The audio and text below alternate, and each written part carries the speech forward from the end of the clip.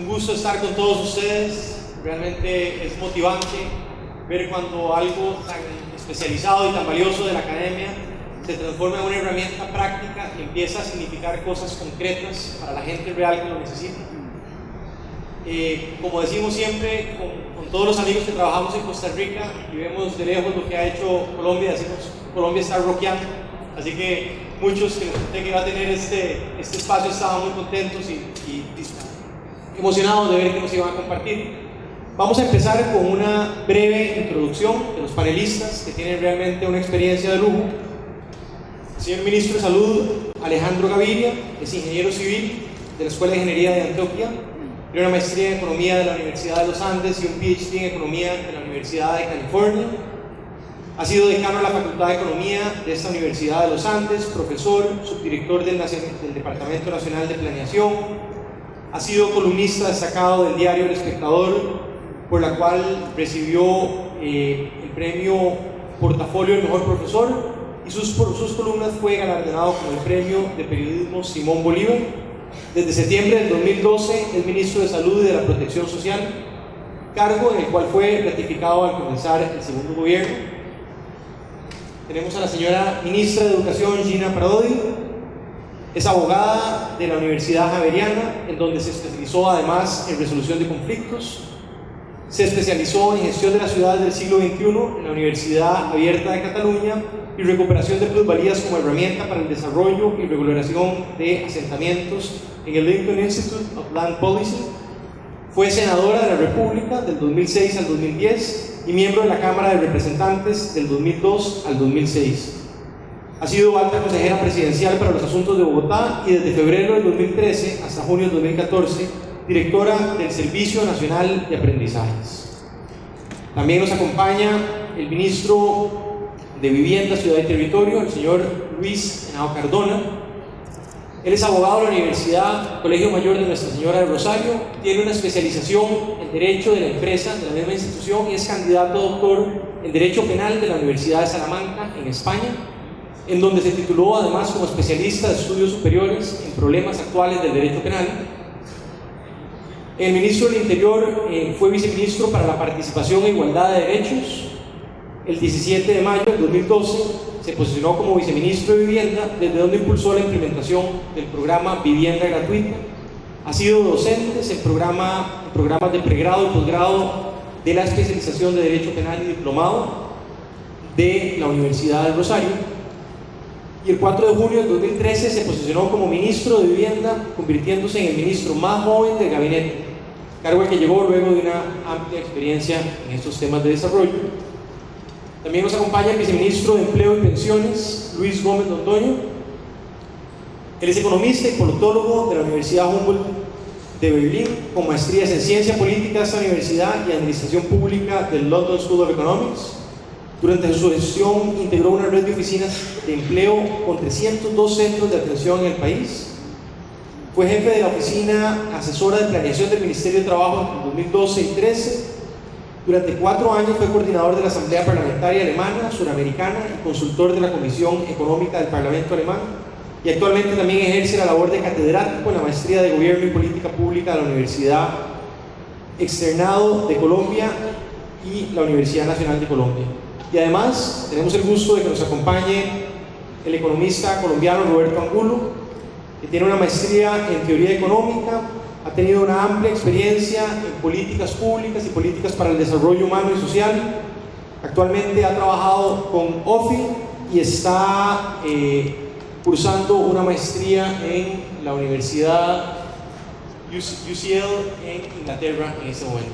De manera tal que realmente para todos los que nos apasiona este tema, creo que es un lujo poder tener personas que están con tanta formación académica y conocimientos prácticos.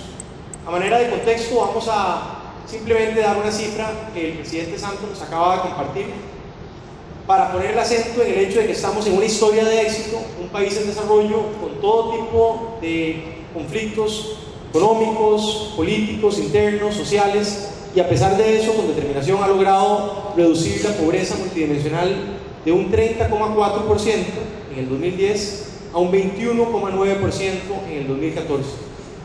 Así que quisiera empezar haciendo algunas preguntas en el tema específico y luego pasamos al tema más general. Y me gustaría saber, por ejemplo, en el Ministerio de Salud, cómo el IPM, esta herramienta, ha resultado un instrumento práctico de trabajo que les haya ayudado a mejorar su impacto. Y de paso decir que es muy impresionante ver como uno de los indicadores de esta dimensión, el que dice sin aseguramiento en salud, mejoró cuando en el 2010 tenía un 21% de presencia, se logró reducir en el 2014 a un 12,2%, mejorando 8.8 puntos porcentuales en este periodo de tiempo. Entonces, quizá, ¿cómo el IPM pasa de la academia a los policy makers y se transforma en una herramienta útil? Muchas gracias con las buenas tardes ya para todos. Quisiera, antes de contestar la pregunta para el sector de salud específicamente, hacer una reflexión más general que hace eco a lo que ya dijo el presidente. Es, si se quiere, una obviedad, un lugar común, pero yo creo que es un tema importante que de alguna manera explica por qué tenemos no uno, dos, sino ya casi 40 países haciendo esto. Una conversación que tuvimos ahora rápidamente aquí. Yo creo que detrás de un índice de esto hay una gran ventaja, y es que es un índice que es maleable o modificable por políticas deliberadas. Yo siempre, cuando estaba en la academia, preguntaba cuando veía a un jefe de Estado, a un ministro, tratando de rendir cuentas con base en los indicadores tradicionales de pobreza o el mismo indicador Gini de desigualdad. Viendo que allá había una contradicción. Indicadores que responden muchas veces a fuerzas exógenas que no son modificables en el corto plazo y que se utilizaban sistemáticamente en la deliberación pública, en la deliberación política, para rendir cuentas y para explicar los resultados del gobierno. Aquí estamos el ministro de Vivienda, la ministra de Educación, de Trabajo y de Salud. Cualquier cosa que nosotros hiciéramos en el corto plazo no iba a impactar ni el índice de pobreza inmediato en ingresos, ni el coeficiente Gini. Nuestras labores iban a ser invisibles en la deliberación pública si seguíamos apegados a ese tipo de mediciones agregadas. Yo creo que un punto muy importante en nuestras democracias emergentes, donde cada vez la rendición de cuentas es más sofisticada, donde cada vez las estadísticas hacen parte de la deliberación pública, tener un indicador que es maleable o modificable por políticas deliberadas, eso es fundamental, que a su vez sea fácil o sencillo dentro de una complejidad inherente, pero que sea sencillo de entender y que tenga alguna correspondencia con la función de bienestar implícita en nuestras instituciones, que todas, yo diría la totalidad de los países que están aquí, manda a que tengamos énfasis en los más vulnerables y los más pobres. Yo creo que eso es importante para cualquier gobierno democrático en cualquier parte del mundo. Viene el tema de salud. Yo creo que en salud el índice nos ha servido para dos cosas que son complementarias. La primera, y tal vez la más importante, para identificar algunos problemas. Por ejemplo, la medición de acceso a servicios de salud en casos de necesidad, como está diseñada por este índice, nos permitió de alguna forma afinar un diagnóstico que ya tenía. Y es que en Colombia existen unas desigualdades muy grandes, dada la forma como hemos organizado nuestro sistema de salud entre las ciudades principales y las zonas rurales. Y eso hizo que en nuestra planeación, en particular en los planes nacionales de desarrollo, tuviéramos como el objetivo preponderante cerrar esas brechas entre la ciudad y el campo, sobre todo las brechas que tienen que ver con el acceso efectivo a los servicios de salud. Esa medición la teníamos de otro lado, pero la medición sistemática con este índice nos permitió identificar ese problema y que ese problema se convirtiera en el objetivo preponderante en el plan nacional de desarrollo. Entonces nos ha servido para eso, para identificar los problemas, identificar los desafíos y hacerlos parte de la planeación. Pero también nos ha servido para hacer un seguimiento. Salud, a diferencia tal vez de mis colegas, tiene una característica especial. Y es que lo que haga el ministro de Ambiente y Agua Potable tiene que ver con las políticas de acceso a agua potable, de acceso a mejor vivienda, de cerrar esos déficits cuantitativos y cualitativos de vivienda, en el tema de eliminación de bretas, lo que se haga en términos de logros educativos, sobre todo de acceso a la primera infancia, incluso del trabajo formal, afecta a la salud. Esos determinantes sociales explican el 70 o el 80% de los resultados de salud, más que el acceso a los servicios y tecnologías. Y nosotros como Ministerio de Salud tenemos que hacer seguimiento a la política intersectorial, que se conoce como salud en todas las políticas. Y el índice de pobreza multidimensional es una herramienta ideal para hacer ese índice o ese seguimiento a las políticas intersectoriales.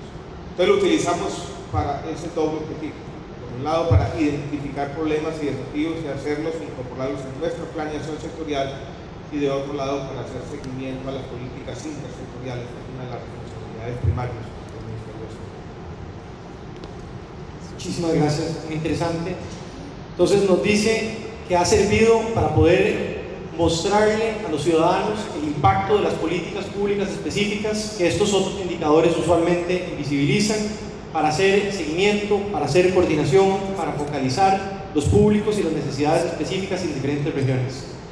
Me gustaría devolvernos un eslabón en la cadena, ahora que tenemos a Roberto acá, y va a ser interesante ver la opinión que tiene Roberto, que estuvo en el diseño y en la elección de las dimensiones y los indicadores. ¿Cómo fue esa comunicación con los ministros en el momento en los que estaban en las carteras, en medio del fuego cruzado, trabajando en el terreno, y ustedes pensando cómo priorizar de las múltiples acciones, en dónde querían ponerlo bajo el spotlight y darle el mayor énfasis? ¿Cómo fue esa comunicación? ¿Cómo lo lograron hacer orgánicamente en el gobierno? Gracias, José. Sí, el indicador bueno, ahora trabajo en OFI, pero trabajé en el equipo de diseño del indicador desde el Departamento Nacional de Planeación en el 2010. En el 2010, tal vez en la primera semana de gobierno, el presidente Santos nos hizo una pregunta a Planeación Nacional. ¿Cuánta gente podemos sacar nosotros de la pobreza con un plan de desarrollo? ¿Sí? Pero ¿cuánta gente vamos a sacar de la pobreza con las inversiones en primera infancia, en educación, en salud, en vivienda? ¿Sí? Así de clara fue la pregunta. Claramente, como decía el ministro de Salud, en el corto plazo no íbamos a impactar el ingreso. Y hubiera sido una mentira responderle que íbamos a impactar el ingreso con un plan de desarrollo que tiene inversiones en un lapso de 5 años. Entonces, ahí fue donde nosotros empezamos a pensar en el IPM como el indicador ideal. Ya lo veníamos trabajando de forma experimental, y cuando surge la pregunta es muy importante, digamos, para el plan de desarrollo lo que ya habíamos adelantado. El indicador, pudimos responder la pregunta, el indicador queda en el plan de desarrollo. Nosotros nos reunimos con cada ministro. En ese entonces se estaba haciendo la discusión del plan de desarrollo, y esa misma discusión sirvió para escoger las variables, porque se estaba priorizando en ese momento, ¿sí?, qué era lo relevante para cada ministro en el plan de desarrollo. Entonces la discusión se montó sobre la discusión del plan de desarrollo.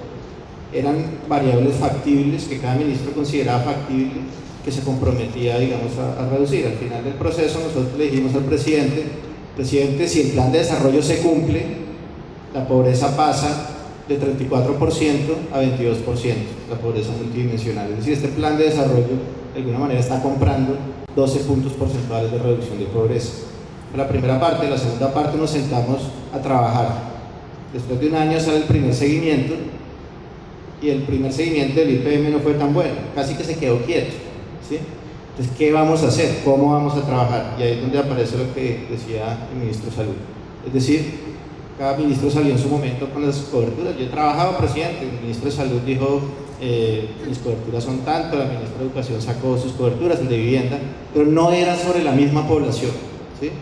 Entonces, después de ese primer año, el IPM operó como un integrador de la política pública, y ahí es donde aparece lo de vivienda, pues que el ministro lo conoce más que cualquiera. Entonces, primero, ¿cuánto impacta la pobreza un plan de desarrollo?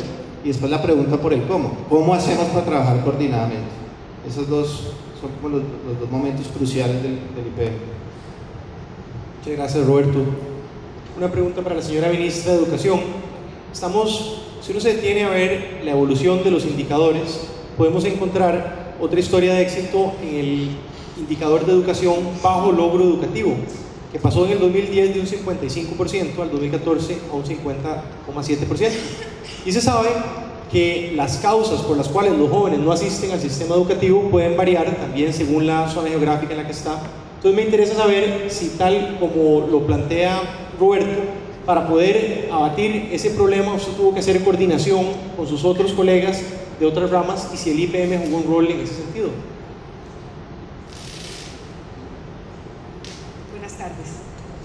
Dos puntos sobre esa pregunta. La primera es un contexto general de qué pasa con la educación en este índice. Y es que de las 15 variables que tiene el índice, 5 directamente tienen que ver con el tema de educación. Y también señalan que si hay 5 privaciones, una persona es pobre.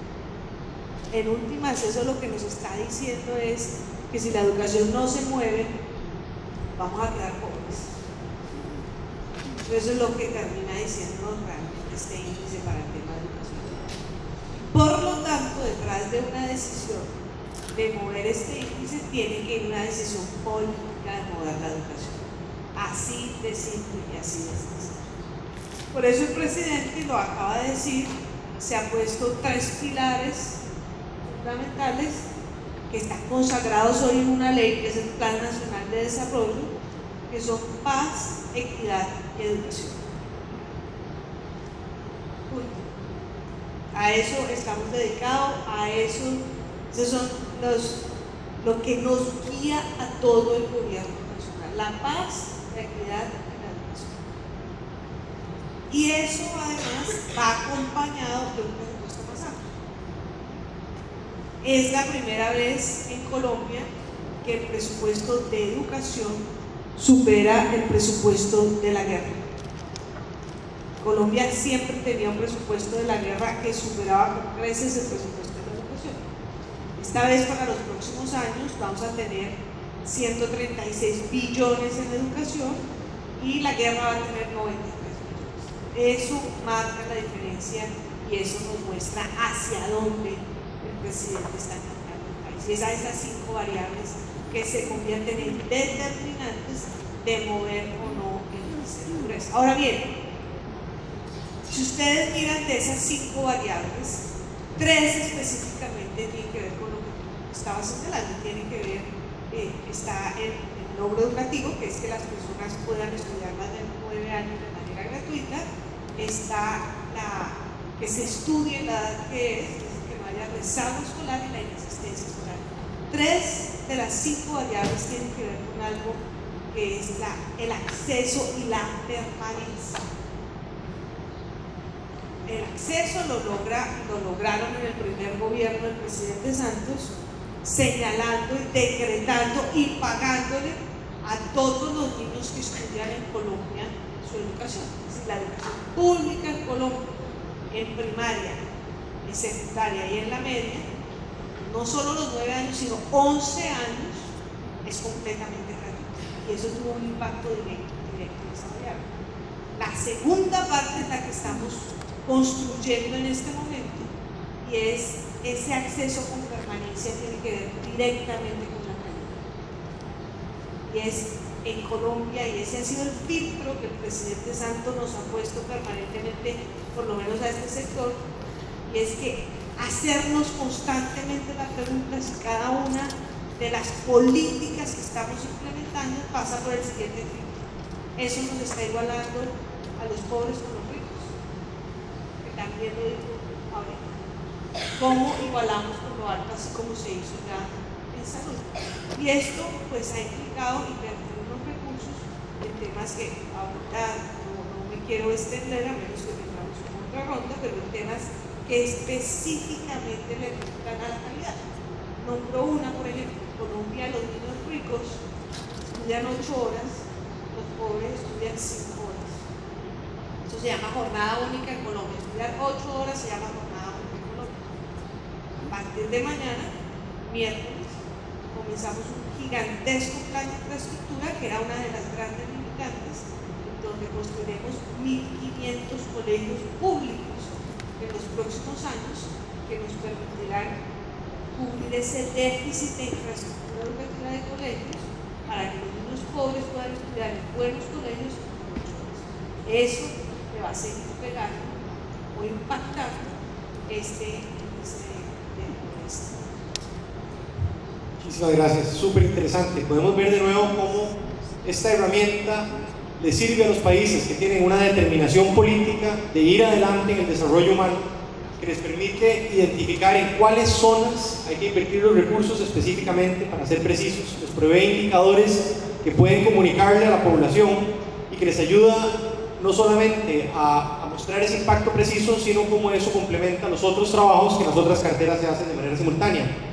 Yo tenía una pregunta para el señor ministro de Vivienda, que me interesaría saber en su cartera cómo ha sido la experiencia de algo que nos han comentado compañeras del DPS y de DANE que han visitado Costa Rica, de las mesas de trabajo sobre pobreza, en donde se sientan los ministros que preside el presidente y que pueden ir viendo cuáles han sido los avances en relación a las metas que se han fijado. ¿Cómo desde el Ministerio de Vivienda se ha vivido eso? ¿Qué lecciones particulares ha representado? Y cómo el IPM ha sido, digamos, ese vaso comunicante con sus demás colegas.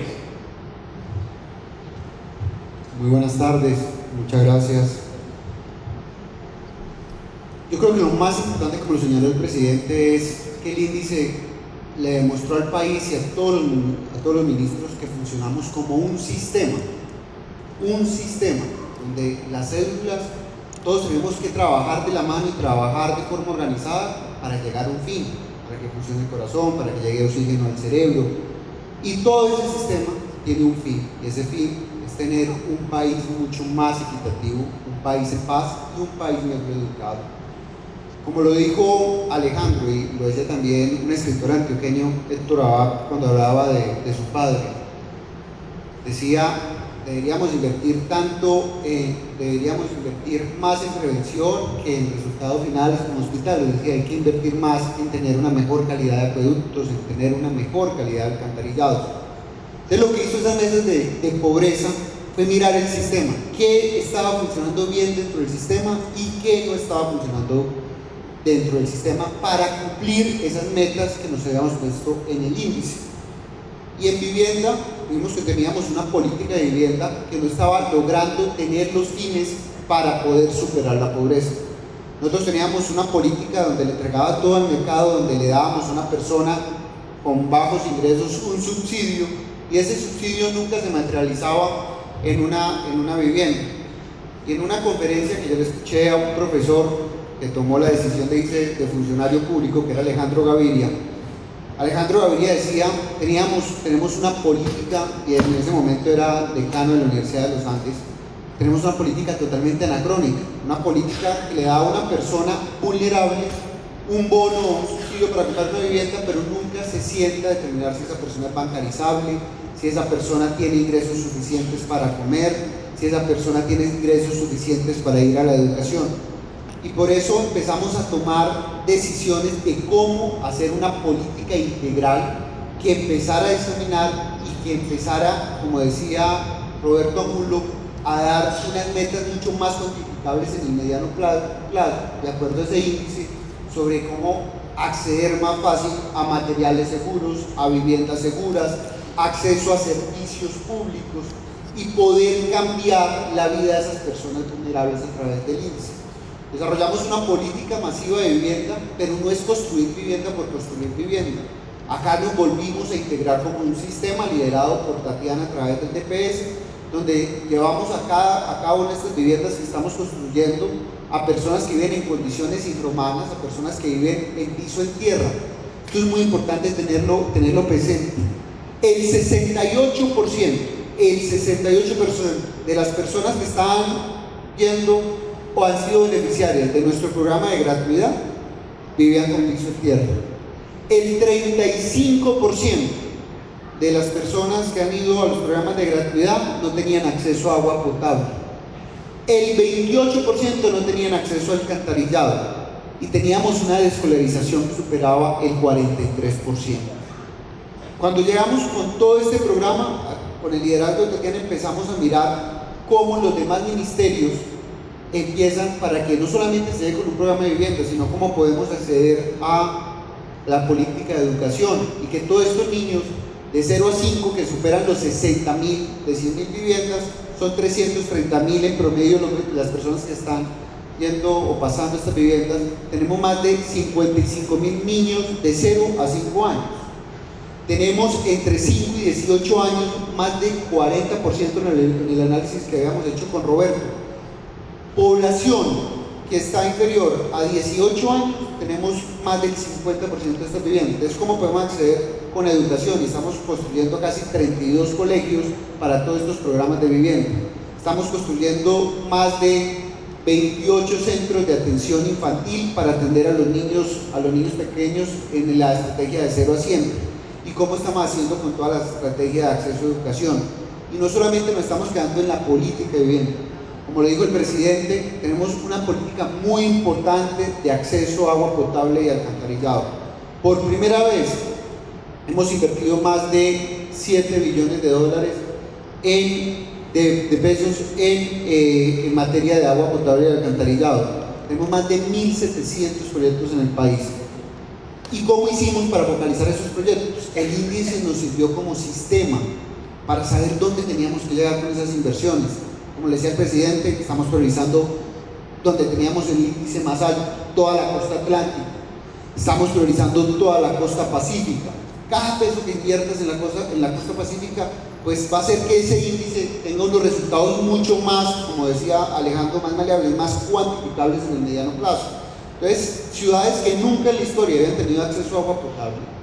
Hoy Quito ya está teniendo acceso a agua potable y ya en octubre, después, en este ciclo, vamos a tener todo Quito con acceso a agua potable y 16 municipios más en la costa pacífica donde teníamos las brechas más altas de inequidad.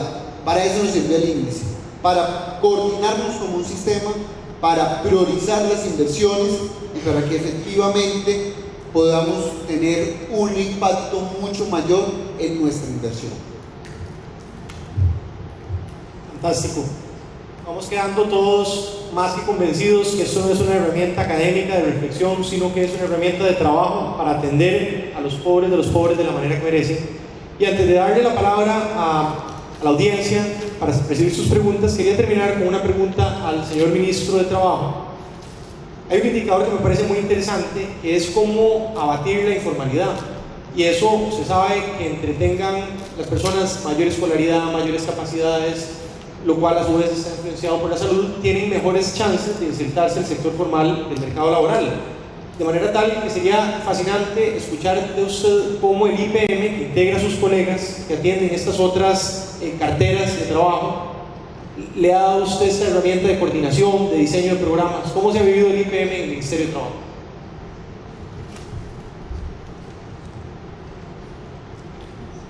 Muy buenas tardes, un saludo a todos. Bueno, el tema de la formalidad es de pronto uno de los lugares o de los temas en los cuales nos ha sido más útil el IPM.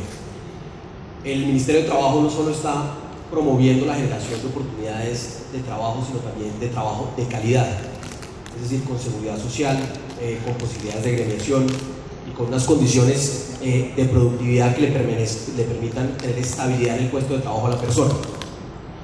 Y en todas las intervenciones en que hemos estado participando, recientemente desde que se lanzó el servicio de empleo y tenemos información de primera mano sobre cómo se está comportando la colocación de personas en empresas, pues hemos encontrado que los programas que focalizan a esta población, y como lo mencionó el ministro de Vivienda, esa misma población de Red Unidos que administra y que ha orientado el DPS, ha sido focalizada y priorizada para el enganche laboral.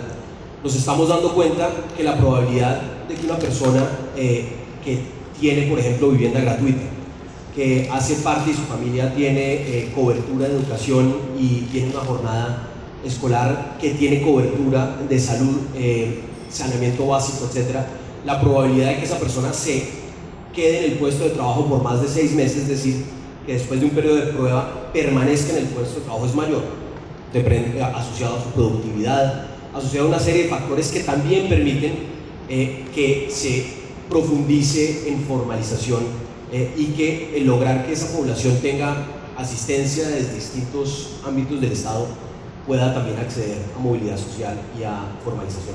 Pero también nos desnuda un gran reto y una paradoja de esta política de lucha contra la pobreza, y es que también encontramos muchas familias que hoy son beneficiarias de vivienda gratuita, de salud subsidiada, de un esquema de transferencias condicionadas que está rechazando las oportunidades de empleo formal. las rechaza porque consideran que pierden las condiciones, que pierden los beneficios de salud subsidiado, que pierden los beneficios a los que están siendo, pues, valga la redundancia, beneficiarios de la Red Unidos. Y una historia lo recrea de manera muy fácil. Trabajamos con la Fundación Corona en una intervención en 3 localidades de Bogotá con población víctima y desplazada, y encontramos que cuando era 30% más probable que un joven de la familia Red Unidos rechazara una oferta de trabajo que un joven vecino, digamos, un vecino que de pronto no había sido todavía censado ni hacía parte de la estadística, era 30% más probable que esa familia rechazara porque tenían temor de perder una serie de subsidios y beneficios. Eso claramente ha prendido las alarmas, eso ha llevado, y seguramente el ministro de Salud lo expondrá mejor, ha llevado a crear mecanismos que faciliten, digamos, la migración entre el sistema subsidiado y el sistema contributivo de salud. Eso también ha llevado a que el DPS haga campañas masivas explicando que no hay, digamos, que no se pierden los beneficios, pero cuando un mito está creado es muy difícil desvirtuarlo. Entonces tenemos un gran reto, y es que nuestras dos políticas, la de reducción de la pobreza, compiten hasta cierta medida con nuestra política de formalización, que sabemos que el trabajo y el trabajo formal es uno de los componentes más importantes en la reducción de la pobreza. Creo que en la última medición que planteó Tatiana con el DPS impactaba alrededor del 27% después de educación, que es el que más impacta, como lo dijo la ministra Parodi. Interesantísimo, muchísimas gracias. La mecánica que vamos a utilizar es dejar la libertad para que ustedes, los que quieran aportar en la respuesta, piden la palabra, tratar de ser concretos, a ver si nos alcanzan estos 15 minutos para cubrir a fondo estas 3 preguntas, siendo la primera del compañero mexicano: ¿cómo trascendemos un gobierno y lo hacemos política de Estado? Voy a tratar de responderla porque de alguna manera la pregunta, la primera y la tercera están relacionadas. Porque la primera nos dice cómo este índice o este indicador puede trascender el gobierno. Y la última nos está diciendo, de pronto es buena idea que trascienda el gobierno, porque el indicador puede reflejar o estar construido con algunas prioridades específicas de un gobierno, y debe incorporar también ciertas aspiraciones sociales que trascienden la política del gobierno en particular. Yo creo que juntando las dos preguntas que reflejan esa tensión, yo creo que lo que va a ocurrir, lo que seguramente va a ocurrir en el futuro, es que vamos a tener un indicador como este, pero el indicador va a tener que ser maleable para incorporar algunas de las otras prioridades que pueden surgir. Por decir cualquier cosa, el indicador no incorpora de manera explícita el indicador de educación superior. Ahora que alcanzamos la cobertura universal en salud, hay que hacer algunos énfasis más en temas de calidad, más cualitativos que cuantitativos.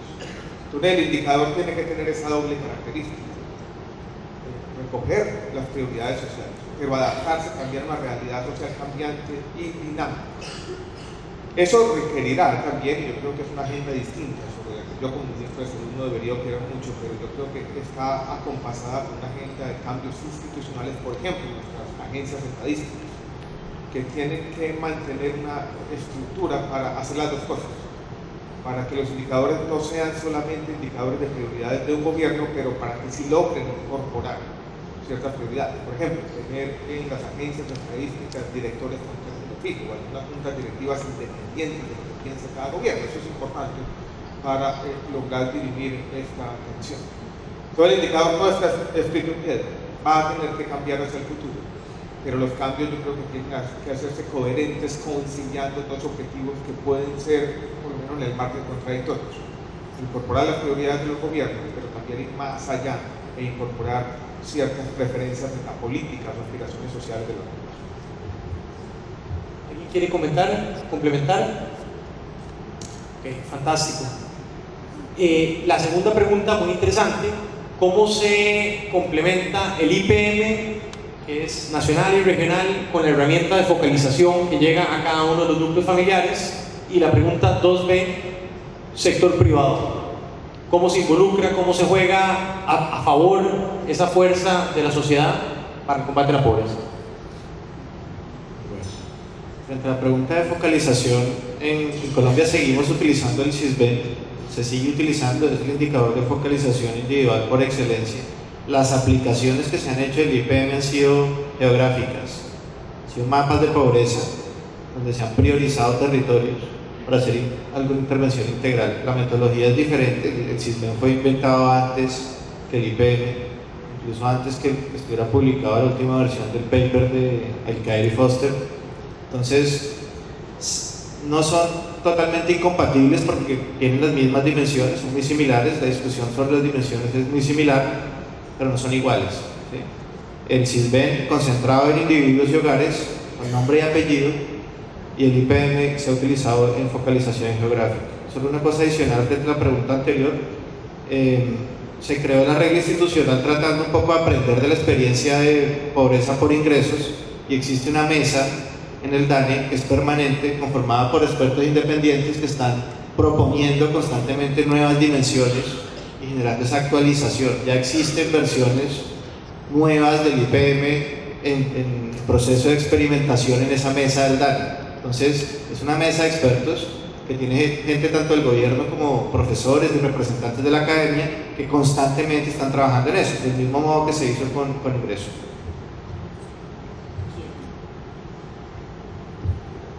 Yo le entendía al señor Delfín que también preguntaba si la estábamos utilizando para focalizar y si eso había de alguna manera modificado los resultados de una focalización pasada que no era con el índice.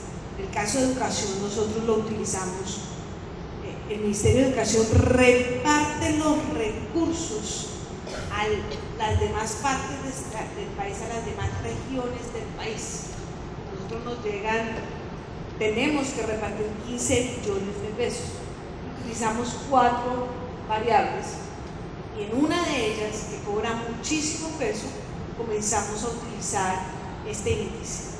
Pues, por ejemplo, por niño en el país en promedio nosotros pagamos 1.400.000 pesos, pero en un sitio geográfico como el Chocó, que es uno de los sitios donde mayor pobreza hay, este índice es del 92% y por tanto allá le corresponden 450.000 pesos, le correspondería 500.000 si esto fuera el 100%, pero en otro sitio como Envigado, que queda en Antioquia, cuyo índice es de 14%, pues lo que repartimos son 70.000 pesos. Ahora, si esto ha modificado, todos sabemos que Chocó es el sitio más pobre, pero sí nos permite con cifras traspasar unos recursos que de otra manera no serían tan fuertes en los sitios que más lo necesitan. Ahora, con el nuevo plan de infraestructura que acabamos de mencionar, estamos priorizando a través de este índice dónde se tienen que ir los primeros recursos. Probablemente el Chocó, para seguir con el mismo ejemplo, no es el sitio en donde más déficit de aulas haya en el país, pero sí es donde sustancialmente tener nuevos y mejores colegios va a ser un gran cambio para este índice de pobreza. Yo quisiera decir algo rápidamente sobre el sector privado en dos dimensiones distintas y complementarias.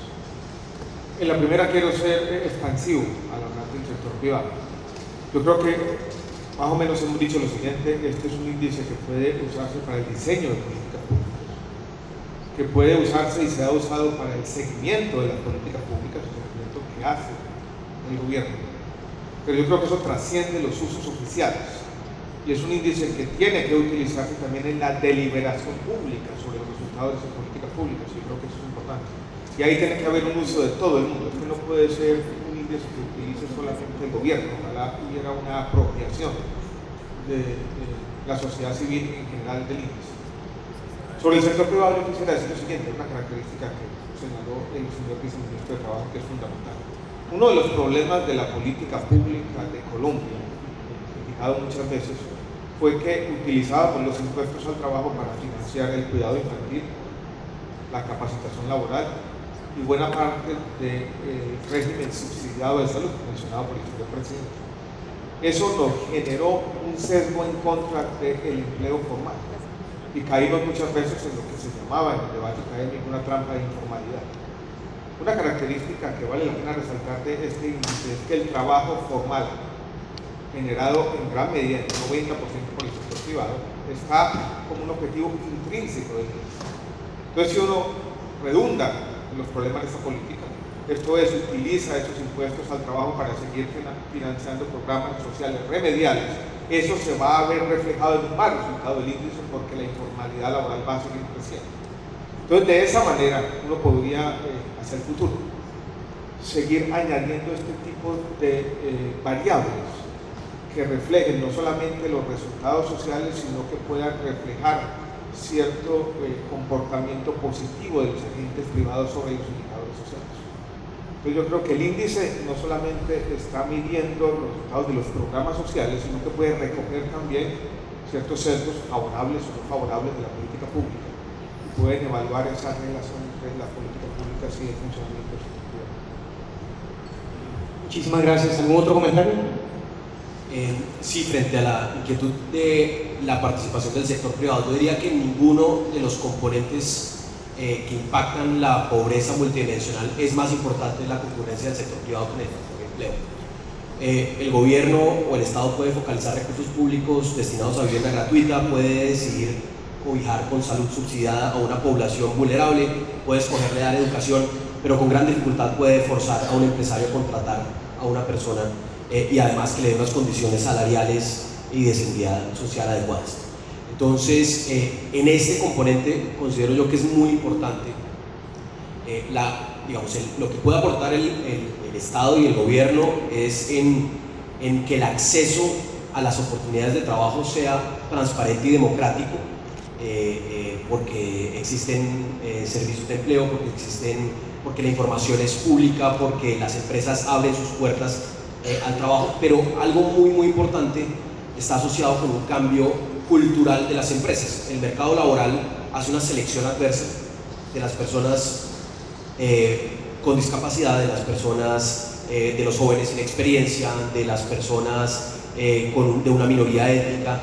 Es natural que el mercado de trabajo haga esa selección adversa y la manera como se revierte ese proceso es trabajando en la cultura organizacional de las empresas y en la cultura del talento humano, que se hace en el caso particular de Colombia a través de la mesa de concertación en la cual están sentados los empresarios, están sentados los sindicatos y allí también se concertan políticas sobre cómo deberían acceder las personas también a los puestos de